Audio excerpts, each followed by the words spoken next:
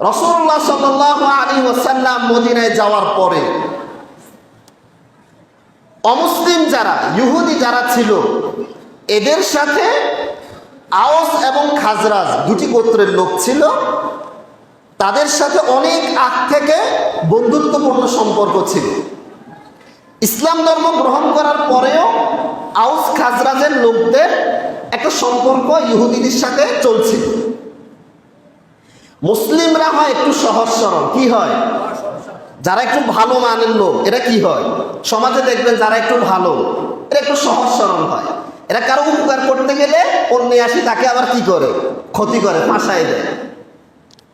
মুসলমানরা সহজ সরল মনে এ সমস্ত ইহুদিদেরকে বন্ধু মনে করে নিজেদের অনেক গোপন কথা এদেরকে বলে দিত।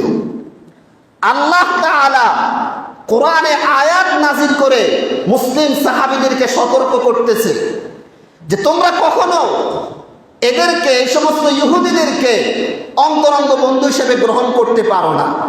কারণ এদের অন্তরে এমন বিষে ভরা যে বিষ তোমার পুরো জাতিকে ধ্বংস করে দিবে, যে বিষ পুরো বিশ্বের মুসলিম জাতিকে ধ্বংস করে দিবে, মুসলিম জাতির অর্থনীতিকে ধ্বংস করে দিবে।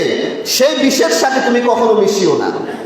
যার প্রমাণ আজকের সারা বিশ্বের অমুসলিম জাতি পুরো বিশ্বের মুসলিম জাতিকে যেখানে পাচ্ছে অন্যায়ভাবে সেখানে তাদের উপর আক্রমণ করছে, ঠিক কিনা?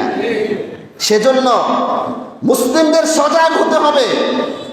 আমি যুবকদেরকে বলছি, তোমাদের এই যৌবনকে ইসলামের খেলাফত কায়েমের জন্য তুমি প্রয়োগ করো। এই যুগের যুবক হবে, তুমি যুবক হবে মুহাম্মদ বিন কাসিমের মতো যুবক, তুমি যুবক হবে সালাউদ্দিন আইয়ুবের মতো যুবক, তুমি যুবক হবে ওসামা ইবনে যায়েদ রাদিয়াল্লাহু আনহুর মতো যুবক। তোমার মাধ্যমে পৃথিবীতে আবার ইসলামী খেলাফত কায়েম হবে ইনশাআল্লাহ।